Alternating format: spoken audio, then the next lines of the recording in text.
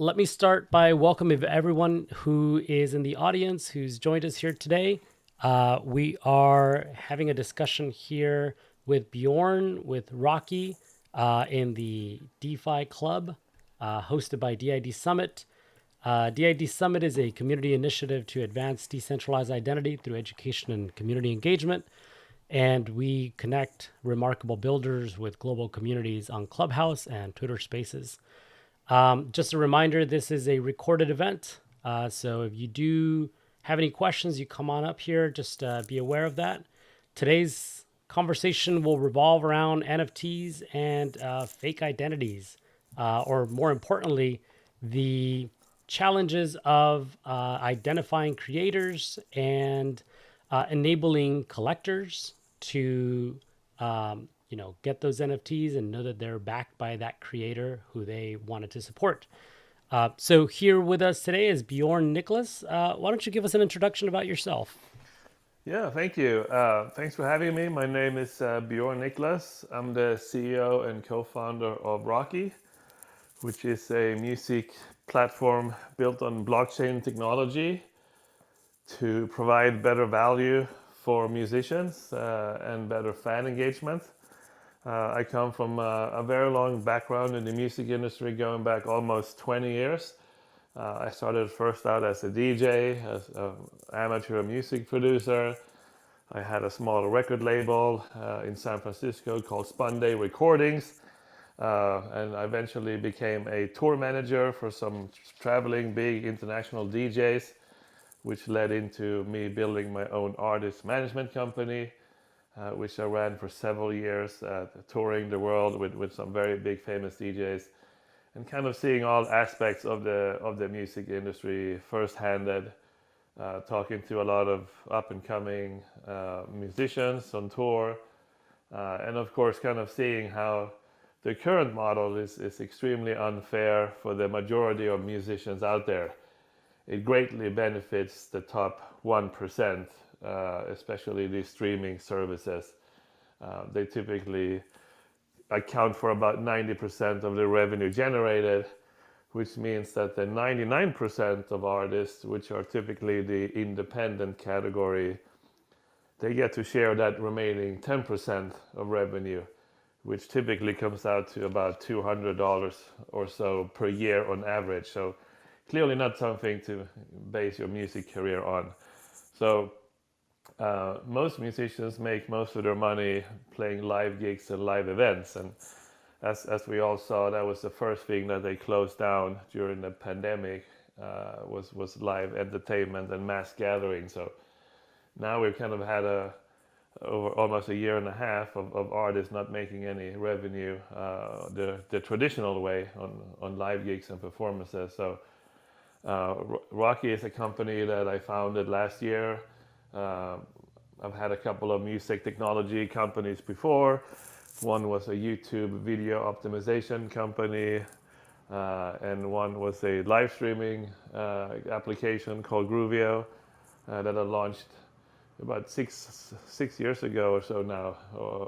And it was one of the first live streaming applications where a DJ or a band could take their iPhone, and we had a special connection cord that you can plug into the back of the mixer, get high quality sound, and use your camera on your phone to get high quality video, and perform a live performance in front of a global audience.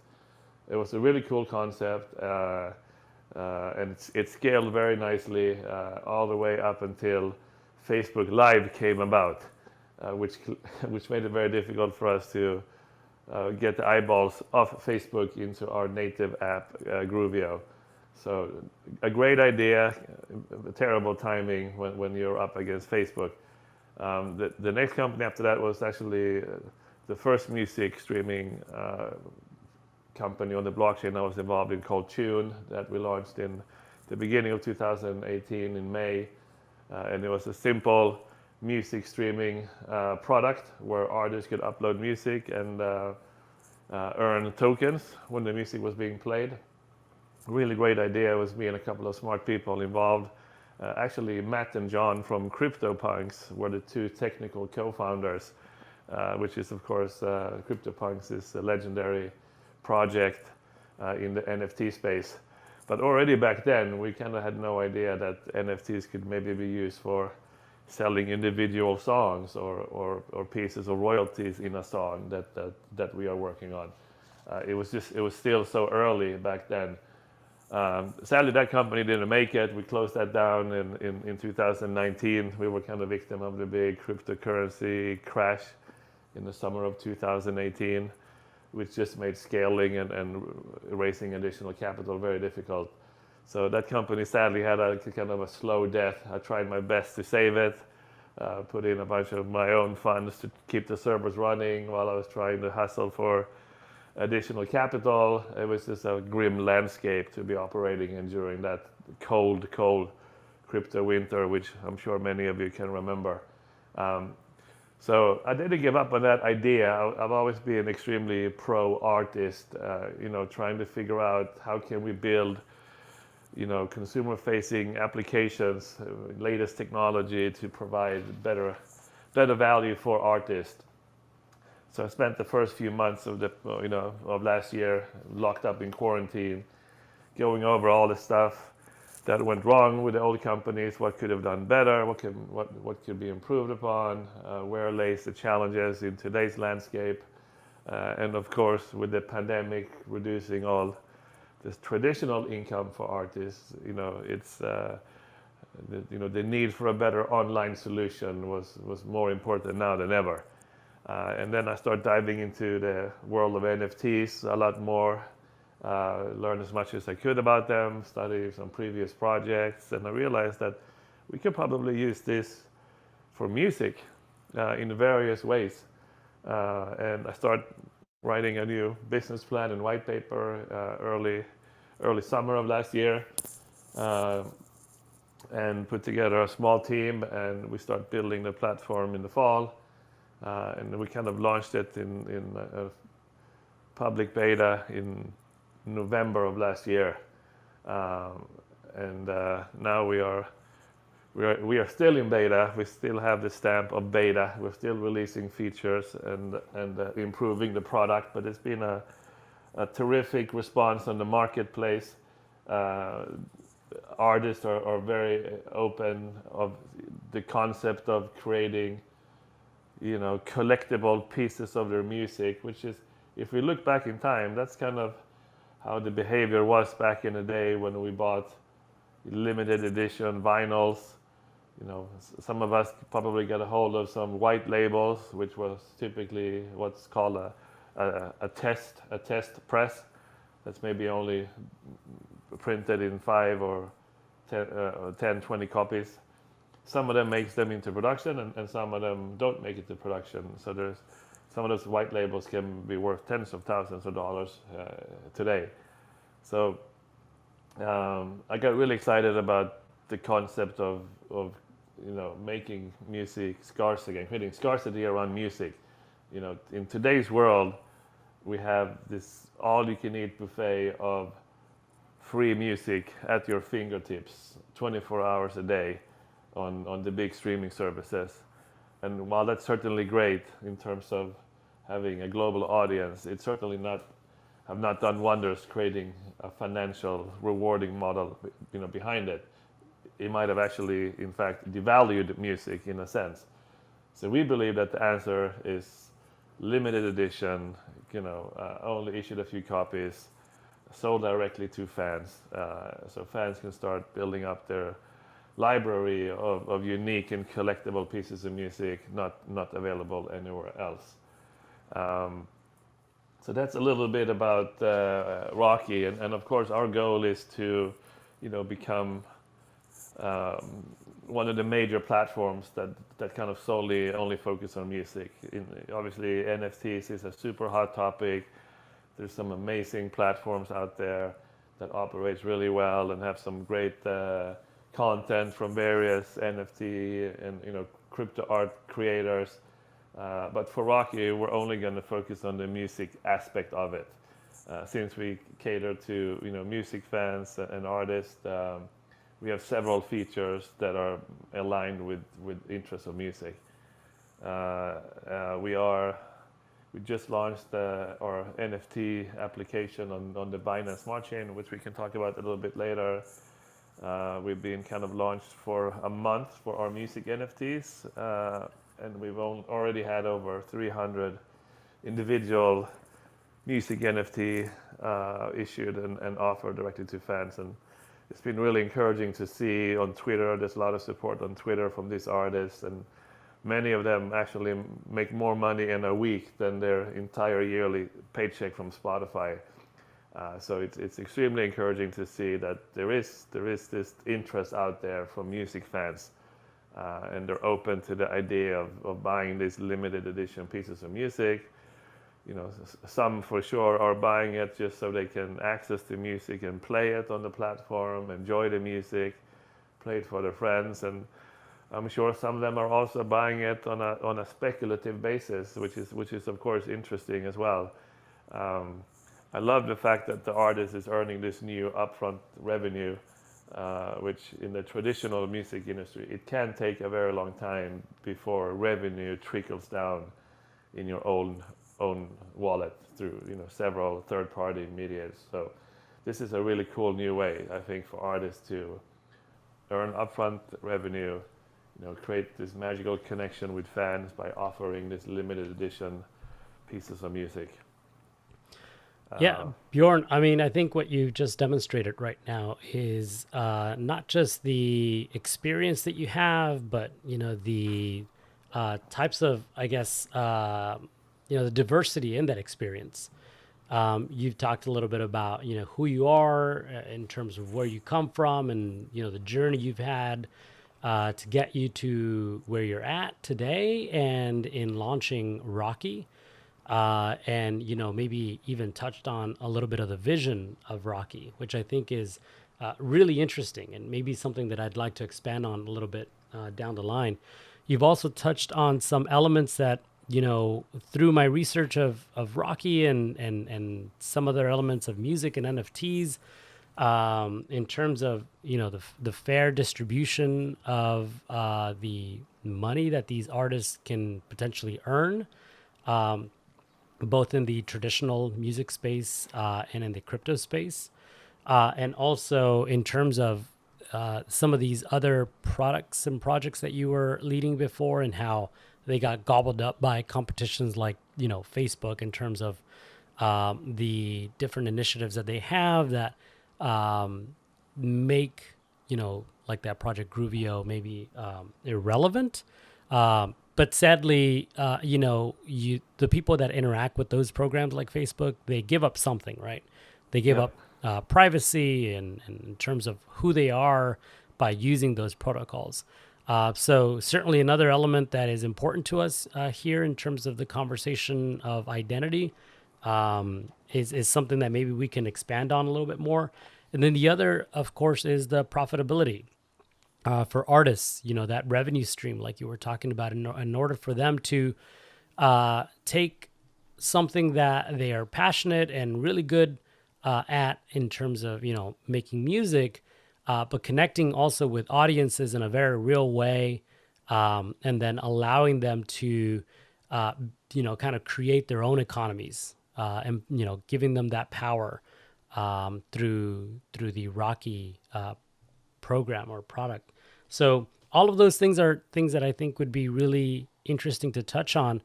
One of the ones that I think that, maybe I'd like to start with first are two articles that you have on the ROCKI website. And I think you kind of touched on this in your introduction, and maybe we can expand on them a little bit more. One of them is an article that was published by the Ivors Academy of Musicians Union. I believe I'm pronouncing that correctly. And the other one is the Music Network, right?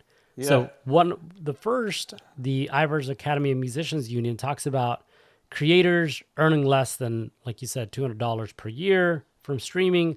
And the other is talking about that 1% of artists generate approximately 90% of all music streams.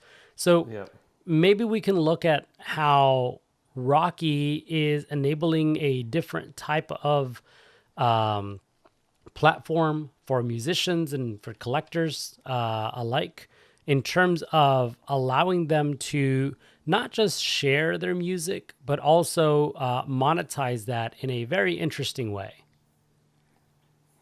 Yeah, and those articles are really interesting. And if you look at that music network, it kind of only talks about how great it is. That 1%, which 1% of those artists on Spotify, I think it was, they were about 40,000 in size. So 40,000 artists that were typically sharing about 90% of the stream plays and the stream revenue.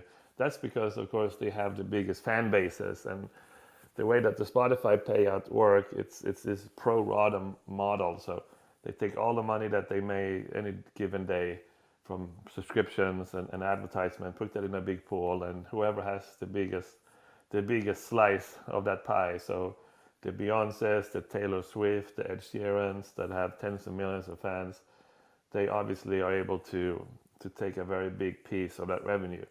So when that's all left and done, the revenue that is left, or the piece of the pie that's left there, that's being shared by 5-6 million artists, and that's why it's so little for those guys. But this particular article didn't really go into how unfair it was for that remaining 99%. That's personally where I thought that the story should have been, not focusing on the 1%, but instead focusing on, hey, the 99%, this is not really a working model for them. We need to find something better. So that's obviously one of the goals we have, is to become a music platform that does provide the best value. So we have a couple of unique products and features that we believe will ultimately provide the best value for artists. So the music NFT is our first product to the public, where any artist, regardless of size, can mint and issue music NFTs on ROCKI. So currently we are in our music NFT 1.0 product. It is a little bit complex to use, as this particular point in time you can only mint and acquire the music NFTs using the BNB coin, so the Binance coin. We are today about to release our music NFT 2.0 product, which enables a lot more cross-chain functionality, and also the option of music fans to participate using a debit or a credit card. So one of the big differences is, I think, in the crypto art world, it's heavily focused around the Ethereum community. And of course, there's been many articles just how insane the volume of trading is for that segment, which of course it's really great, and it's making a lot of people a lot of money. But we believe that the real true opportunity lays in the mass scaling for the mainstream. So typically music fans who probably are not familiar with crypto, they don't have a wallet already. So the challenge, and it's also an opportunity, is how do we turn all music fans who have not heard about NFTs, who are not familiar with crypto, and how do we get them to put the foot into the door into the ROCKI ecosystem by purchasing their first music NFT and getting the explanation done in a very easy way, what it represents, what you can do with it afterwards, etc. We are also fairly close on releasing our own secondary marketplace. We are also going to be pushing music NFTs to some other third-party marketplaces for NFTs. There's a big announcement coming in a week or two with a big partner for that. So the goal would be that artists can come and use our easy to mint yourself features, and those NFTs will also be shown on other third-party marketplaces for additional reach. So that's we're very excited about this, and we've seen some great statistics on it already. As I said, it is fairly new, but it seems like fans are already picking up copies and start to collect. We've seen a bunch of requests about when the secondary marketplace is launching, so they can start to trade with each other, etc. So yeah, it's a brand new technology for most, but I think that the most people get it fairly quickly because it's essentially just no difference than collecting a 1970s baseball card that you bought on eBay, and then you hold it for X amount of time, you look at it, you enjoy it, you show it for your friends, and then maybe later on the line you decide to sell it, and hopefully that particular card has gone up in value. Obviously with music we have maybe another type of emotional attachment. Maybe since your wallet is connected to ROCKI, you can play the song, you can insert the song into your playlist, etc. Nobody else can hear it but you still have that ability to enjoy the piece of music like you own it, which is really interesting. Yeah, no, I can speak to the quality of the music. I was browsing through the library, and I mean, it's one of the reasons why I wanted to have an opportunity to share some of that music here. We won't this time around, but for anybody who's curious to hear the quality of that music, just go to rocky.app and check out some of those tunes. I mean, they're really great. Very well produced. Incredibly catchy. So I can see Yeah. how the community that's being built around it is really excited because the quality is there, right? It's good quality music, and you're building a community around that idea of music, of collectibles. One thing that and again, I think you keep touching on some really interesting topics here. One of the things that I think you mentioned was in terms of the type of audience that ROCKI is reaching may not necessarily be crypto natives. And, for those of us who have been building in this space for a very long time, one of the biggest challenges is how do we reach new audiences? How do we make, blockchain and cryptocurrencies accessible and interesting so that people who may not necessarily be interested in the technology per se is interested in the end result, really Yeah. the underlying narrative and the story. And I think music is one of those stories that transcends just about everything. A lot of cultural boundaries and language, and it's something that speaks to us, I think, in a different level. So I'm really excited to see the success of ROCKI, and for it to continue to grow, because I think that it's enabling just another on-ramp for people who may have heard, what crypto is, but still don't get it, and allow them to come in, with something that they understand and something that they find interesting, build a community around that, and then, give value to those creators, those artists that are creating that music and are sharing that on a platform like ROCKI. The other thing that I thought was really interesting along the same lines that you were talking about was, that interoperability, allowing for those NFTs and those communities to transcend, a single network. And so it sounds like there is that cross-chain element that's coming, which should be pretty exciting for the community and for the artists alike. And then the ability for them to participate not just through one financial ecosystem. Sounds like you're also integrating different payment gateways so that anyone can participate. Yeah, and just like you say, I think all these huge companies like Coinbase and Binance, the only way for them to grow and be more profitable as a company is by reaching new non-crypto users and convince them to sign up an account and buy and sell crypto on their applications.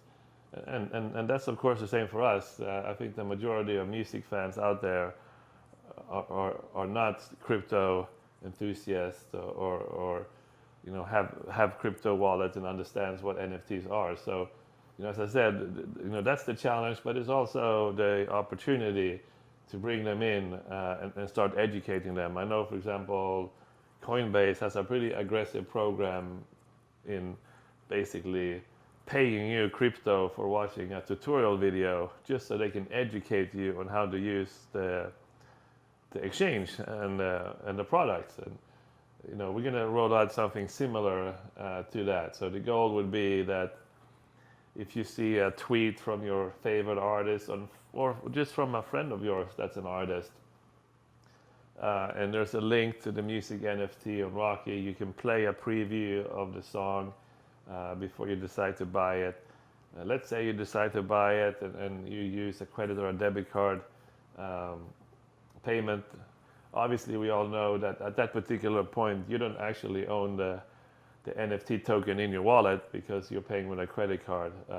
But we are working with a potential new partner to integrate a third-party wallet on the platform. So at least then we can put that NFT into your wallet, and then we can train you on how you can put it back out on the market. We can train you on how to use some of the other services that we're going to launch on the platform. And of course, our goal there is to also do the Coinbase strategy, where we will pay you some tokens to educate you, because now we have the foot through the door and we have the interest. So now we have a great opportunity to turn that non-crypto music lover into essentially a crypto music lover. And there could be a tremendous advantage of using that strategy, because if you think about, in my opinion, I think that the market for independent artists is probably 10 to 15 million in the entire world.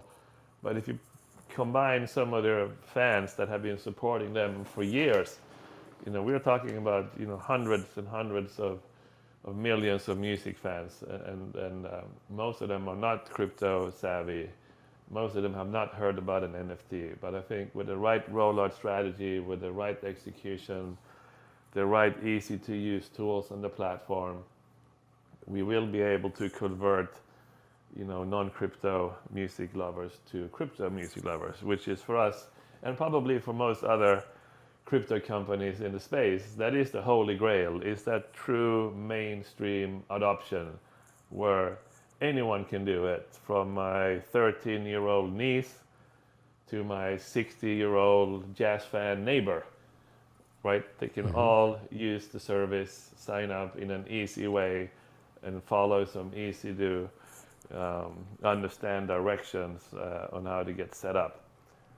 Yeah, I Does think that make sense? No, absolutely. And I think one of the things that you're doing here is, again, you're touching on topics that I really wanted to touch on with you, because I think that the app is really simple to use. At least so far as I've interacted with it, it has been very simple to use. It is a really fun website to be on, and browsing through it and looking through the catalog of music, which I think is speaks volumes to allowing anyone to easily understand how something works, and then mobilizing them, to using it. And again, just to go back a little bit before we kind of expand on that, because I really do think that we should touch on that, is, with what you're talking about here is onboarding a new audience, these music lovers and these musicians who are maybe considered an untapped market yet for the cryptocurrency space. The other thing that has really brought a lot of attention to the space has been NFTs, right? So over the last year, 2020, and even through 2021, we've seen this space grow tremendously. I think there was an article that was published by Forbes, and it said that the combined market cap of major NFT projects had increased since the year before by over 1,700%. And they had a combined valuation of over $400 million now. I mean, that shows tremendous growth. That shows a lot of value in what these platforms are developing, and it shows tremendous interest in the people that are using these products. Because, without that audience, without that community, it doesn't matter how much building you do or how slick the product is, there isn't really any value to that. But going back to what you were saying there, I think accessibility is key. You know, crypto and blockchain is incredibly complex. You know, and this is something that I've talked about with several of the builders that I've hosted on the show is, you know, we've talked about how, you know, the different layers of utility that are being added on top of blockchain and cryptocurrencies, such as wallets, you know, identity solutions, and in your case, you know, a music app, I think really need to make the entry into this space much simpler, because if we're adding just another layer of complexity, we're just getting further and further from, you know, in my opinion, seeing major adoption of the technology, because we're just making it incredibly difficult to access.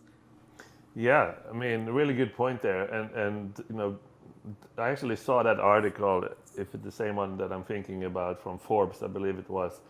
That 400 million, you know, most of that is probably in Ethereum from an Ethereum crypto community that are interested in that particular crypto art, which is of course the biggest, right? And while it's really, you know, big in numbers, um, they are educated in the space. But if you look at, for example, on the music market and music fans, and you think about, okay, what if any music fan out there could buy a music NFT for $2 and just click a couple of clicks with a button, and then now it's in your wallet on ROCKI, you have access to it, you play it, maybe like me, when I have a new song that I like, I play it on repeat for days, and then after a while I get tired of it, and it kind of moves down in my library, and eventually, you know, I forget about it. But you know, I could see that behavior happening. You're excited about picking up an NFT, music NFT, you play it a lot, and maybe later on you get tired of it. Well, you can put it out for sale.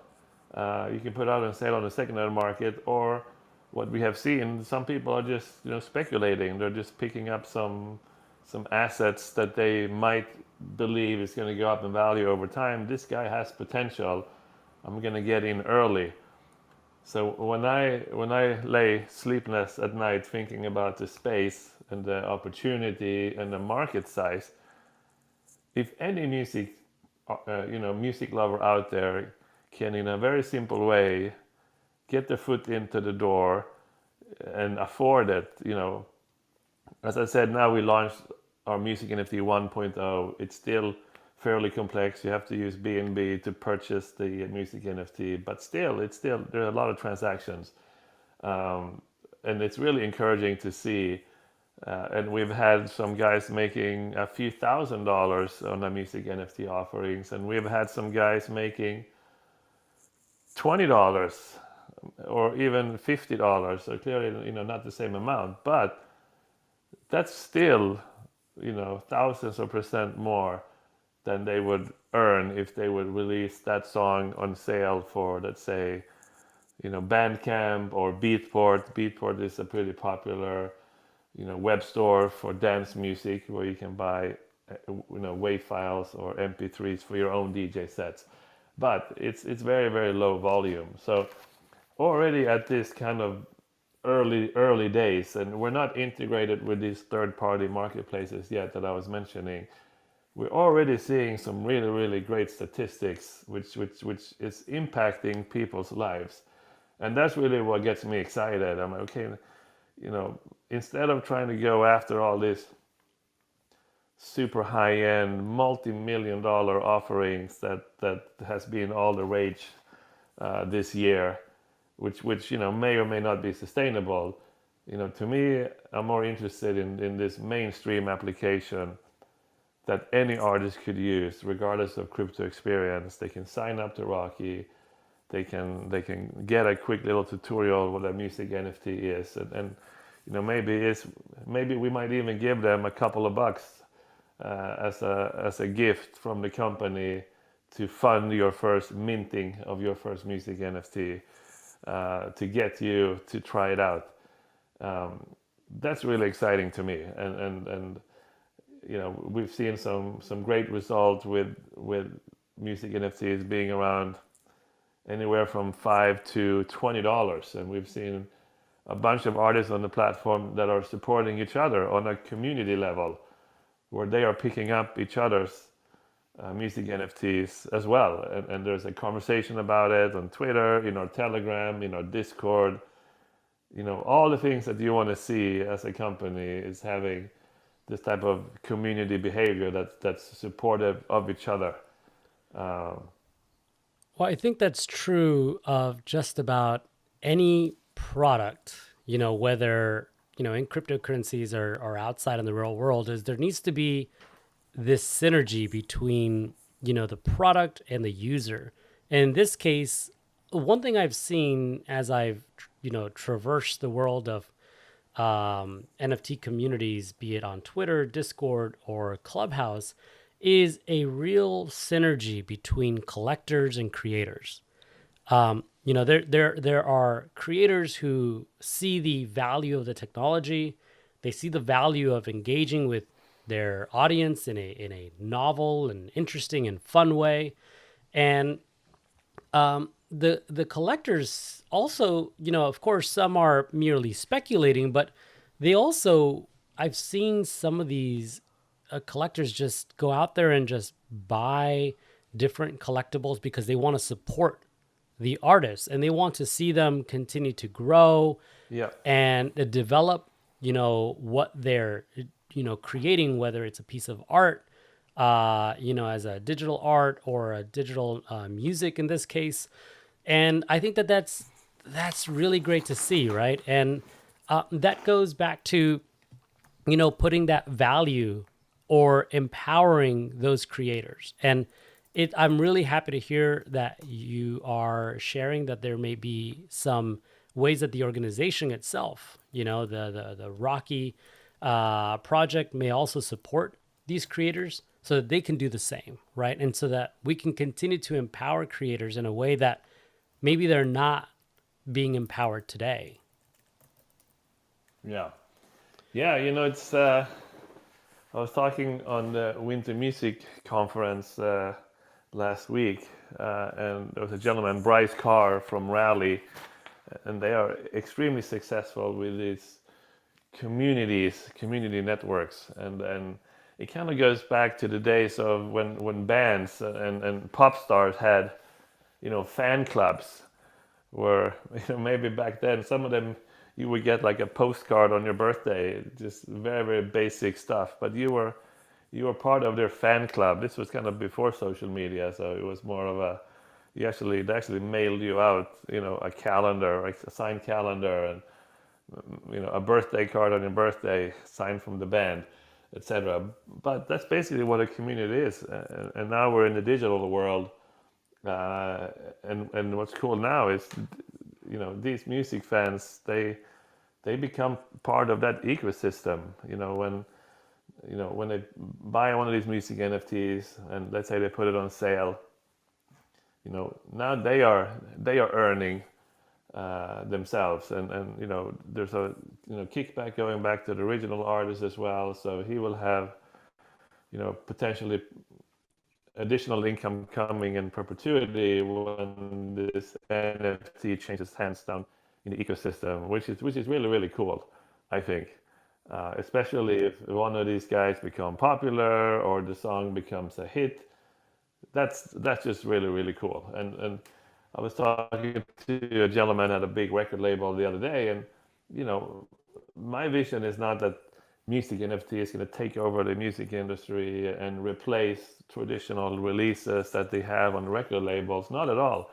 I more see music NFTs being a nice supplement and an additional offering that you can do directly with your fans. If you release 5-6 tracks on a label per year, I'm sure you have another 5, 6, 7 tracks that are laying on your hard drive that you don't know what to do with, or maybe you didn't think that they would fit a particular label, or maybe you even changed your style, or maybe you just made a specific track flying from Europe to America, and on the plane you made some beats. That could be a music NFT that could go on sale immediately to your fan with a story around it. I was inspired by this by the sunrise outside the window and 10,000 feet, having a glass of champagne. Like there's so much that can be built into this experience. And I wanted to just also touch a little bit about another type of NFT that we're doing. And then I know you had some additional questions. We've been experimenting with an NFT that we call royalty right NFT. And this is to me really, really, really exciting. And one of the reasons why is a little backstory. When I was touring with some famous DJs on tour, I always like to ask, typically you would, if you're backstage on DJ booth around some big famous artists, there's a lot of aspiring artists that want to get to that level. And, they would hand you, back in the day, it was demo CDs, and they, printed a nice cover on the CD with the songs that they had produced, and they were trying to give those to the DJ so the DJ would listen. And back then, many of them had radio shows, so they were hoping that their songs would be played on the radio shows, which of course means more exposure for them, which ultimately will lead to more fans. But I always like to ask them, if we had a conversation, what is the biggest goal with your music career? And yeah, everyone thinks, yeah, we all want to make a lot of money, have a villa and a pool and a Lamborghini. But the answer that I got most of the time is, how do I reach more people with my music? And the answer to that question is actually really, really difficult. How do you reach more people with your music in today's world of so many social media distractions, and also other artists who are competing for attention, whether that's on Twitter or TikTok or whatever the latest application to use to get attention is, they're all doing it. So the answer to the question is actually very, very difficult. And you can spend $10,000-$20,000 on Facebook ads, you think that is going to discover more fans for your music. It's just not going to work. So this royalty right NFT that we've been working on, and in fact, that's actually the product that we launched with first in November of last year, together with our NFT partner, Bounce.finance. It's a great decentralized auction protocol, and we have a partnership for some shared technology with them. But we hosted a royalty right NFT auction for a pretty famous Israeli progressive DJ and record producer, Guy J, for an unreleased song of his that he had produced, I believe, 3 years ago, but he never released it on a label. He only played it out on the gigs, and it was one of his most requested songs. It was a great song for his type of music with his fans. And people were trying to ID it, filming him playing it on YouTube, etc. But he never released it. So we made a big marketing campaign around it. It's going to be sold as an NFT. It's an auction. He's going to sell 50% of future royalty rights income on ROCKI. So now we're not talking about that music NFT, which is you're buying one piece of the song. Instead now, the offering was that any fan could buy royalty ownership of that song. So when the song was being played on the ROCKI music streaming side of the service, and there's token revenue being generated from those stream plays, this particular NFT owner would get a piece of that. In this case, it was 50%, and the bidding went absolutely crazy.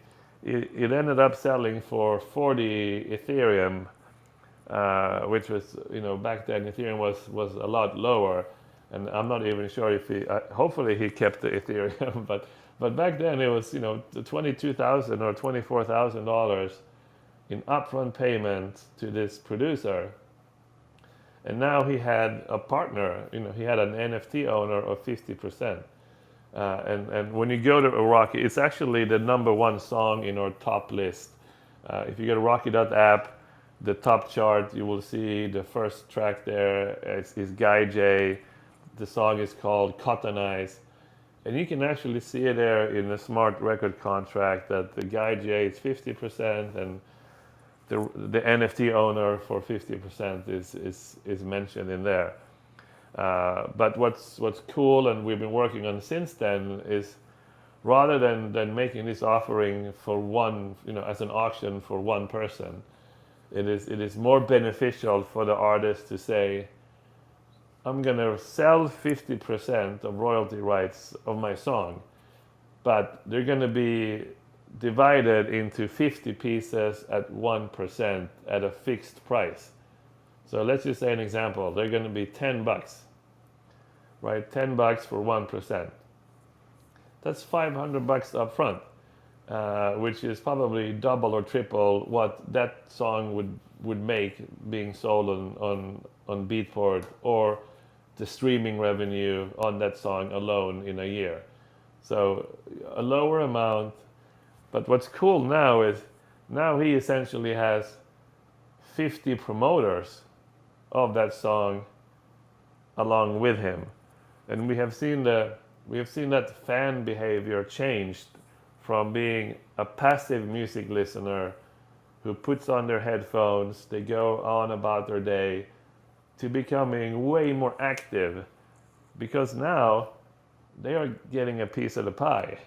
They are financially vested in the success of the song, which means they are sharing on social media, they're telling their friends, they're driving in traffic, and as a result, Guy J is getting more exposure, he's getting more followers, which is actually the answer to that question before. How do you get exposed to more fans with your music? And this particular tool, the royalty NFT tool, is a way of enlisting your super fans to become stakeholders in your music and help you market and promote and share the song on the front lines. So a really, really cool use case, and we've been testing it for quite some time now. It's almost ready for public release.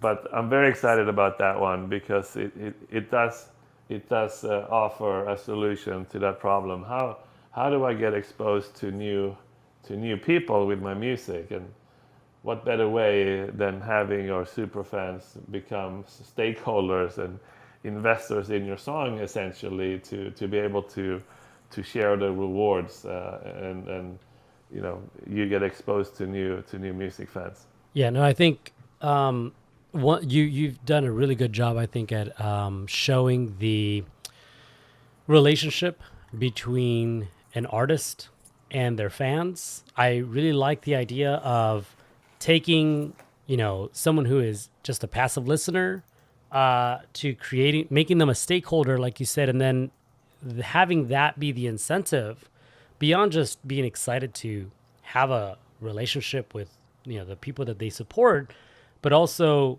now with the actual product, and then they become these active promoters.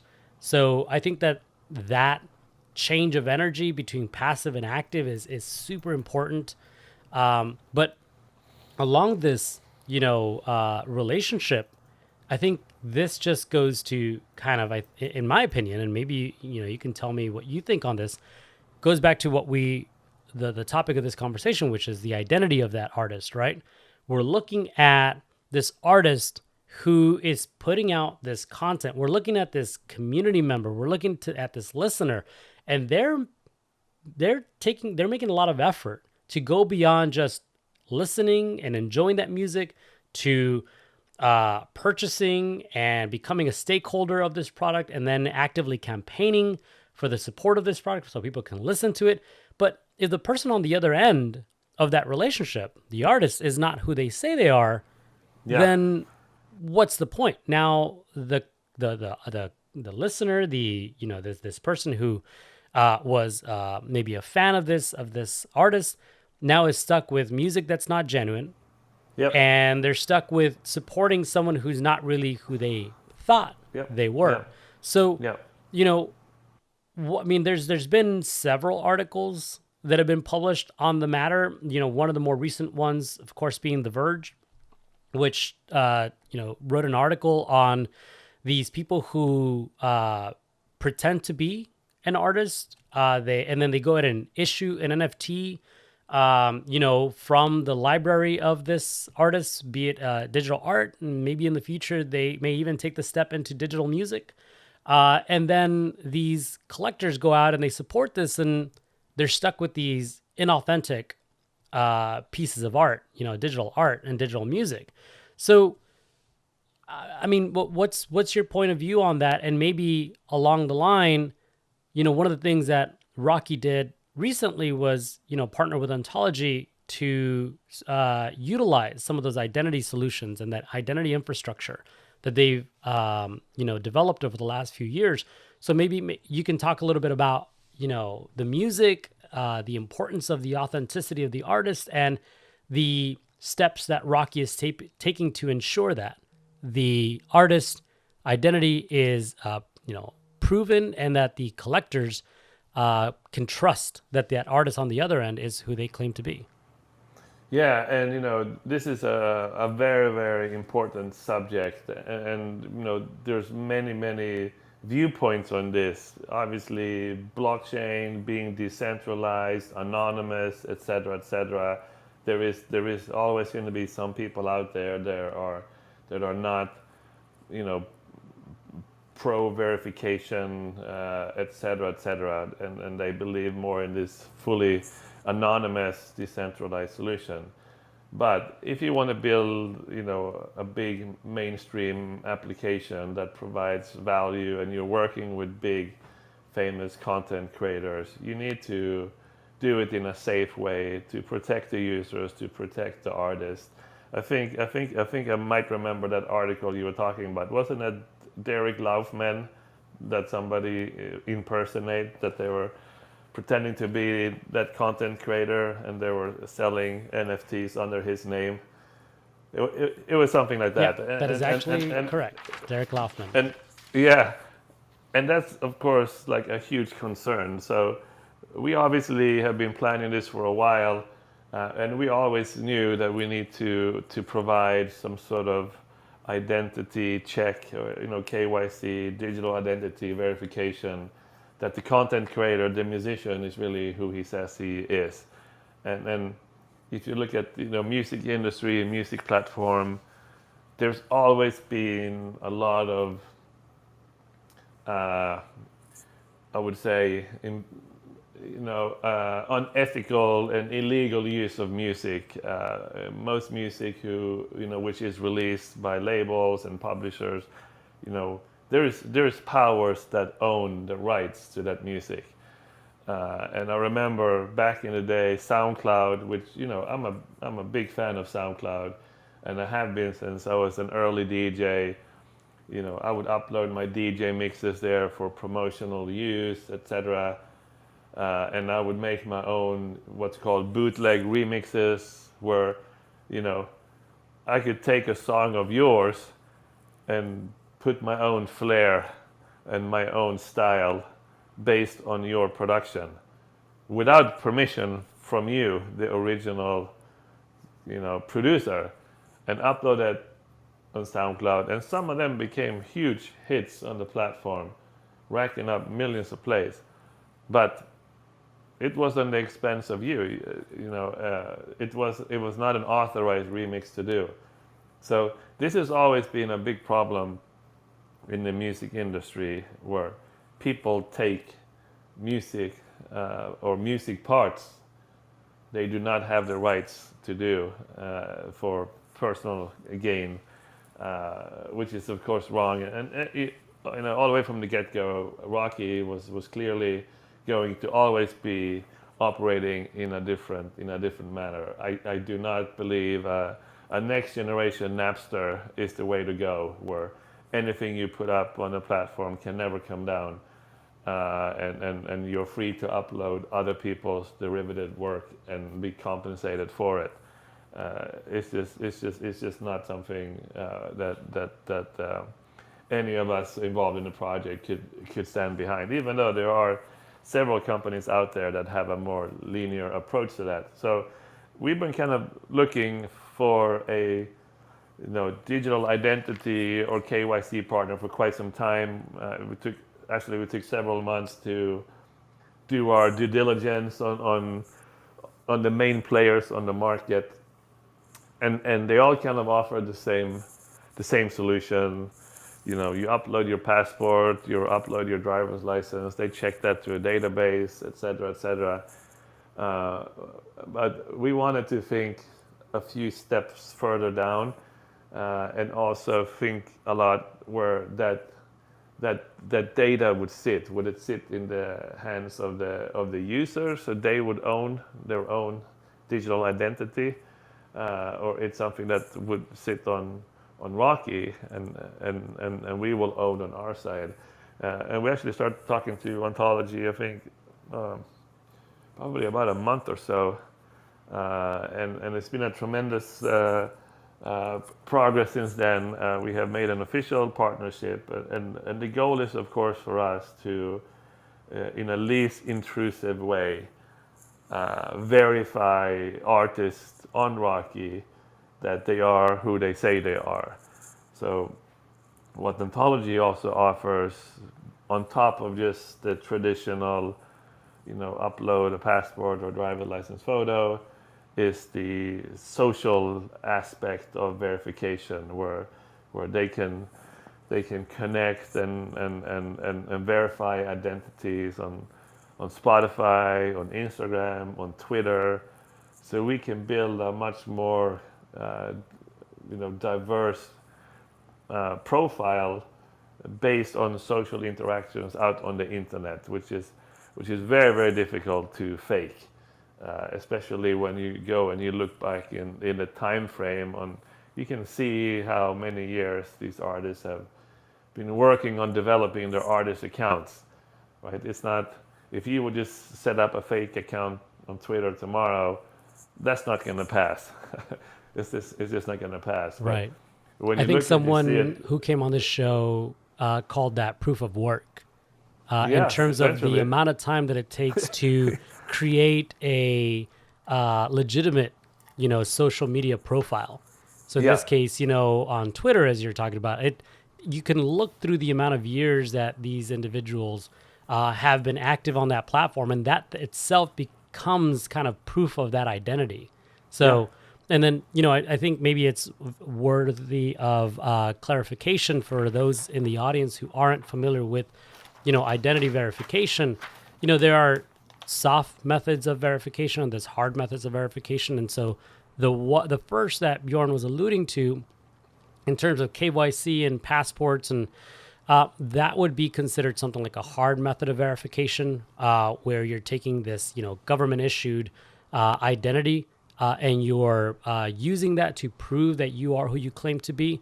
There are other methods of verification. Of course, the others, again, what Bjorn mentioned or alluded to would be your social media. So all of these, you can link to your identity individually or in combination, and all of this creates a more diverse view of or representation of who you are on chain as well. Yeah, and to us, this is really super interesting, and that's actually one of the big reasons that we choose Ontology as our partner, is just that social aspect, and it also becomes way less intrusive. That information is already public on the internet, whereas you supplying your passport to a new company that you're going to be hosting content on, that might be scary for some, right? But your social media, that's already out there in the public. It's not some proprietary secret, government document that you don't want anyone to see. So I think it's a lot easier for artists to, oh, sure, I can link my Twitter, I can link my Spotify account, I can link my Instagram, because it's already, a lot of them already have that on their artist profile in Linktree or whatnot. Yeah. So, in a lot of cases, I think this soft KYC, this type of soft social verification aspect is enough to verify that, oh, this artist Bjorn Niclas, he is the artist Bjorn Niclas. Like there's no way he can fake these, years and years and years of activity on these accounts for some future potential fraud, right? It just doesn't happen that way. And then that of course makes it a lot easier and quicker for our users to use this type of KYC verified function. And of course the goal is that once you have gone through this, which is actually, we've been testing it on staging servers, it is a very smooth and quick process to do. And then you will basically get the our equivalent of the Twitter's blue check mark. And that's basically how music lovers that come in to interact and hopefully purchase a music NFT, they will feel confident that, oh, it is the real Bjorn Niclas. He is verified, and they can read about our process, how we verify these artists, etc. And what's cool about that is, I believe this type of social media based verification, it's owned by the actual user themselves. So they could, I think that the company Ontology has future plans to integrate with other platforms as well. So you could basically move that token over, and you will already automatically be verified on other platforms again, because you started with us. It's the same set of data. You own the data, and it can easily be verified on another service. Yeah, one of the things that I enjoy about hosting these conversations here on Clubhouse is, hearing not just the builder's point of view in terms of those that are building decentralized identity solutions, but also the people who are building the use case for that.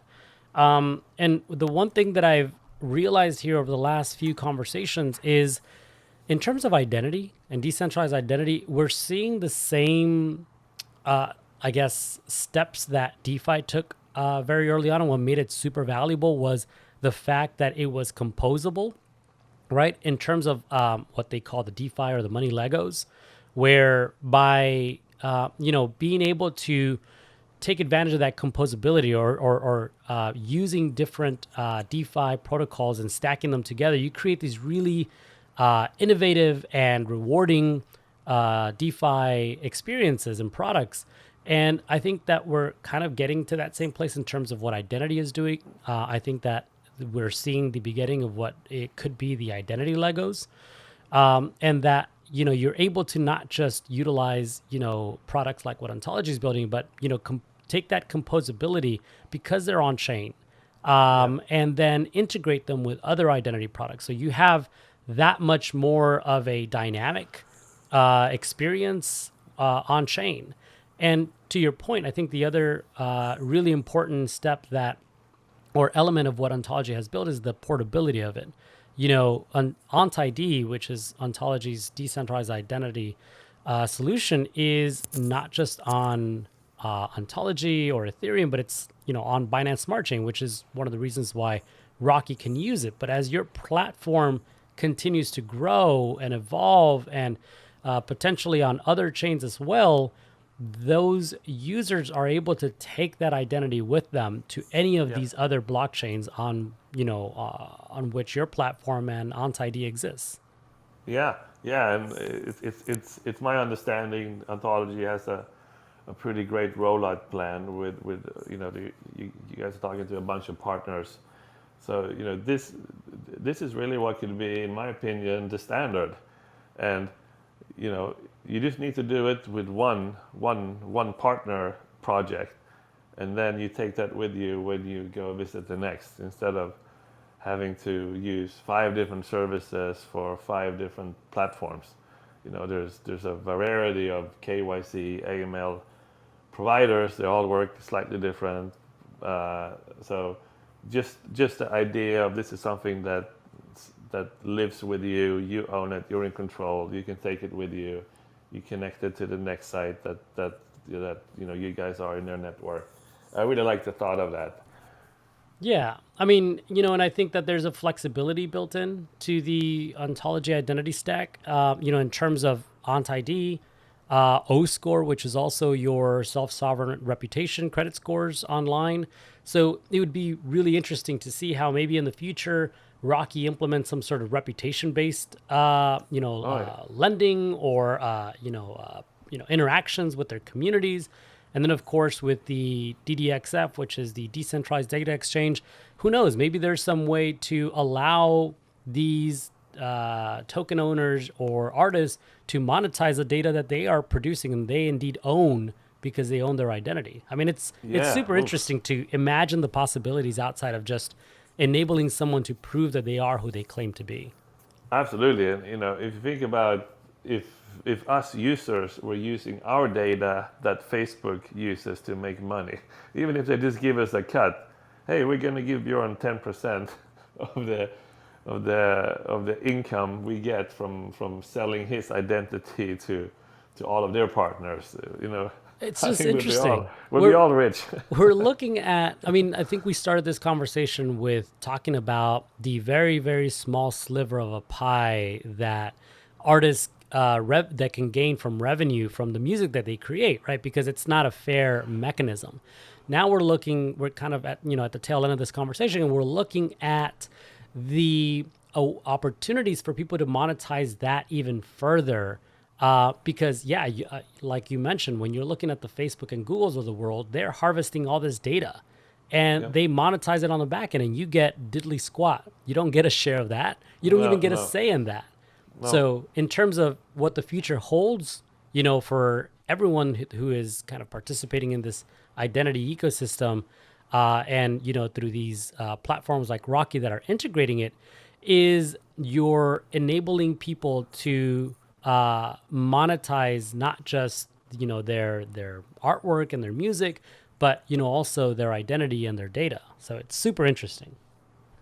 Yeah, as I said, we took our time. We probably spent a little bit too much time doing due diligence, but we're very very happy with Ontology and these products and features, and uh, I'm certainly looking forward to getting this live on the platform. It shouldn't be too much longer. We're in the integration part now, so it's getting close.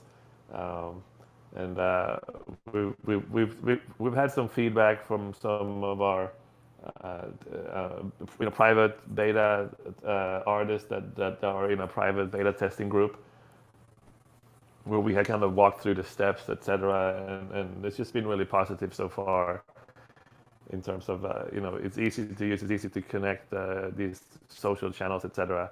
And that was of course a big determining factor for us is okay, how do we put this gateway up now in between you using the service and you getting verified. It had to be quick, it had to be easy, it had to be something that was that our users would feel comfortable in doing. Yeah. So Well, I'm excited to hear that the integration has been successful, that the testing is continuing, and you're getting a lot of good feedback.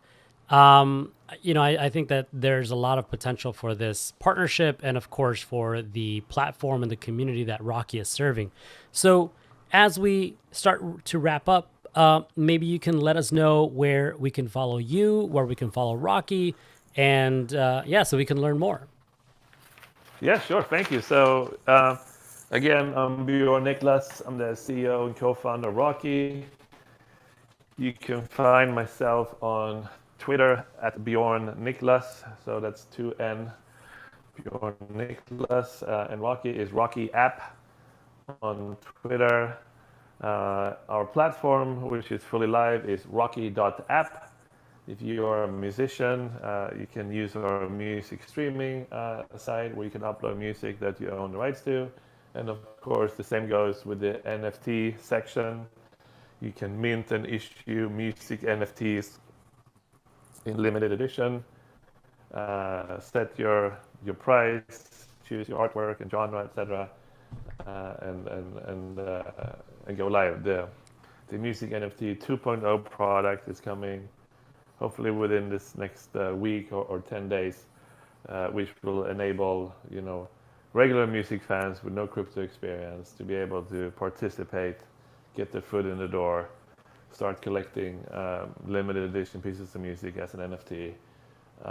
So yeah, feel free to shoot me a DM. You can also reach me at bjorn.niclas@rocki.app if anyone has any questions. I'm always happy to talk about ROCKI, NFTs in general, the music industry. I come from a very long background there, so if anybody has any tips or questions, feel free to reach out anytime.